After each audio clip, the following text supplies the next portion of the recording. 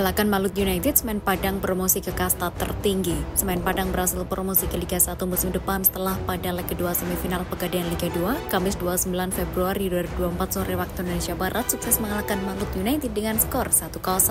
Hasil tersebut memastikan Semen Padang, tim kebanggaan warga Sumatera Barat, kembali berlaga di kasta tertinggi sepak bola Indonesia setelah absen cukup lama. Adapun agregat menjadi 2-1 karena pada leg pertama di kandang Malut United, kedua tim bermain imbang 1-1. Ini merupakan penantian panjang bagi Semen Padang untuk kembali ke Liga 1. Kali terakhir tim berjulukan Kabau Sirah itu berkompetisi di panggung tertinggi antar klub Indonesia adalah pada Liga 1 2019.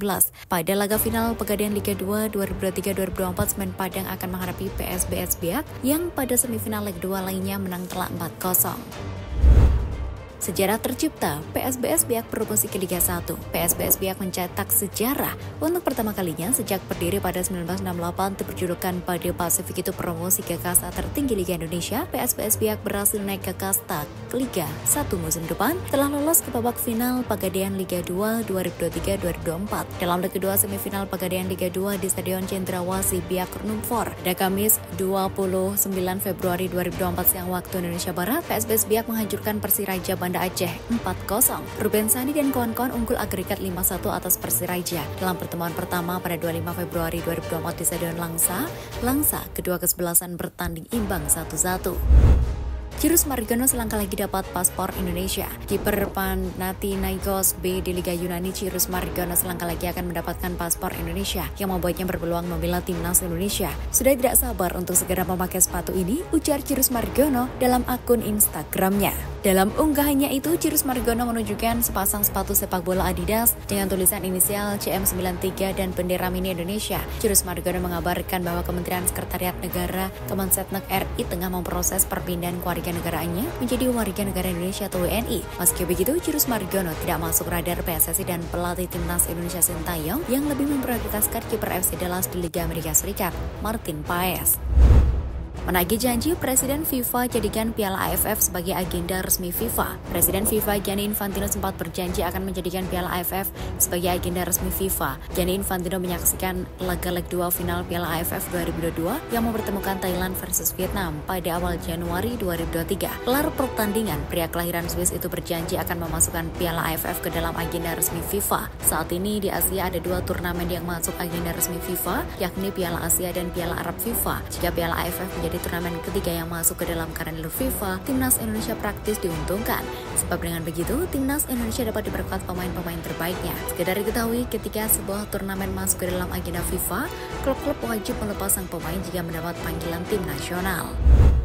Kevin Ray Mendoza dipanggil timnas Filipina, Persib Bandung belum tentu lepas. Pelatih Persib Bandung, Bojan Hodak, belum memastikan melepas Kevin Ray Mendoza. Meski perandalannya itu terpanggil untuk membela timnas Filipina di kualifikasi Piala Dunia 2026 zona Asia. Ia punya pertimbangan tersendiri.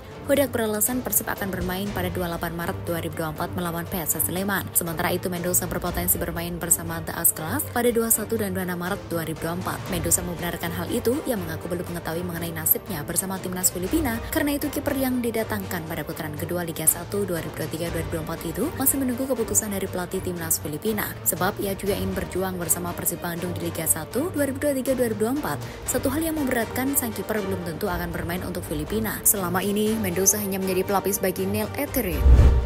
David da Silva kembali subur di Persib Bandung. David da Silva kembali subur mencetak gol untuk Persib Bandung. Terbukti striker asal Brasil ini berhasil menciptakan gol di 2 laga beruntun. Bahkan dengan 2 gol tambahan tersebut, David kini kembali menempati papan top scorer sementara Liga 1 2023-2024. Bersama striker Dewa United Alex Martins, keduanya sama-sama mengemas 16 gol hingga pekan ke-26.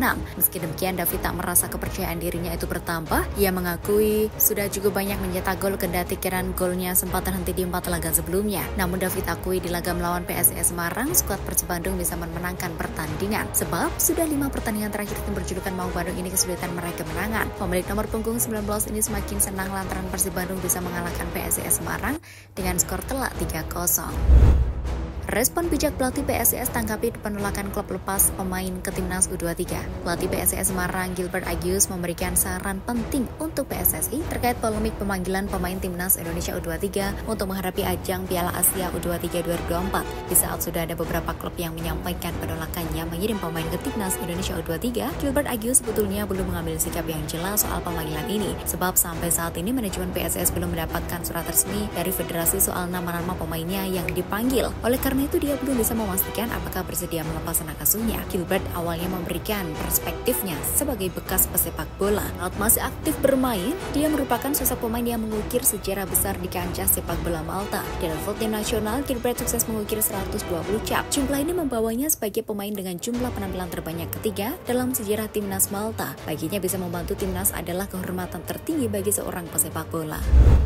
Piala AFF 2024 digelar 23 November sampai 21 Desember. Subkonfederasi Sepak Bola Asia AFF dan Mitsubishi Electric mengumumkan bahwa Piala AFF 2024 akan digelar pada 23 November sampai 21 Desember 2024. Selain itu, pembagian grup untuk 10 peserta Piala AFF 2024 bakal dilakukan di Hanoi, Vietnam pada 21 Mei 2024. AFF juga meluncurkan logo baru yang terdiri dari 3 elemen grafis utama. Tenunan persatuan menunjukkan pola persilangan dari gumpalan padi, bahan pokok terpenting di kawasan Asia Tenggara atau ASEAN yang menjadi ikon utama dalam lambang Piala AFF 2024. Presiden AFF Keith Samet mengungkapkan makna dari logo baru Piala AFF 2024 yang disebutnya sebagai representasi dari pecinta sepak bola di kawasan ASEAN. Nick Kuipers heran, Komdis PSSI dadakan beri sanksi larangan bermain. Back Persib Bandung, Nick Kuipers merasa heran dengan keputusan mendadak Komdis PSSI yang secara tiba-tiba melarangnya bermain melawan PSIS Semarang pada pekan ke-26 BRI Liga 1 2023-2024, Selasa 27 Februari 2024. Keputusan itu menurutnya gila dan baru kali ini menerimanya sepanjang karirnya di sepak bola. Ini sangat gila dan ini tidak seharusnya terjadi. Ini melanggar aturan yang mereka sendiri buat. Mereka bisa tetap memberikan hukuman kepada Alberto atau mereka membatalkan kartu untuk Alberto, tegas Nick Kuipers. Baik Persib asal Belanda ini belum tahu persis apakah larangan bermainnya hanya satu pertandingan atau lebih dari satu pertandingan. Mengenai kemungkinan akan banding atas sanksi yang diterimanya itu, pemain bernomor punggung 2 di Persib ini mengaku belum tahu. Mauricio Souza menghilang dari bench. Kemana pelatih Madura United itu pergi? Ada pemandangan berbeda saat Madura United berhadapan dengan Persikabo 1973 pada lanjutan BRI Liga 1 2023-2024 di Stadion Gelora Bangkalan, Madura. Pelatih kepala Madura United Mauricio Souza tak nampak batang hidungnya. Kendali tim diberikan sepenuhnya kepada asisten pelatih Rahmat Basuki. Tak hanya Souza, interpreter Claudio Lozardi pun turut menghilang. Namanya tak masuk dalam daftar staf untuk laga itu. Absensi keduanya tentu menimbulkan pertanyaan. Apa yang sebenarnya terjadi di internal tim Madura United sampai-sampai 2 staf mereka menghilang? Asisten pelatih Rahmat Basuki tak menjawab dengan gamblang kemana atasannya pergi, tapi ia hanya mengatakan kondisinya sedang tidak bagus. Kepergian kedua staf pelatih itu juga diikuti beberapa pemain. Bayu Gatra dan Muhammad Rifai merupakan beberapa nama yang hilang dari skuad. Sementara itu, media officer Madura United Ferdiansyah Ali Furrahman mengaku belum bisa memberikan perkembangan terbaru soal kondisi Souza.